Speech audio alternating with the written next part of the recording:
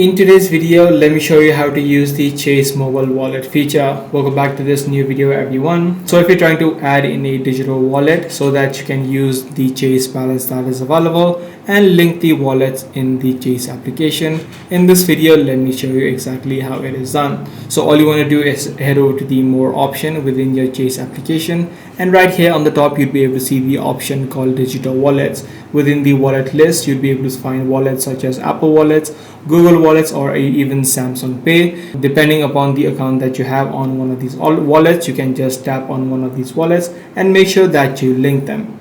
You can just select the card and accept the terms and services and follow a few on-screen prompts in order to complete the process. Once the activation has been made, you'll be able to make contactless as well as secure payments online as well as in stores. So this is the exact feature that you can enable within the Chase mobile app. If this guide video was helpful to you, be sure to subscribe. I'm gonna see you in the next one.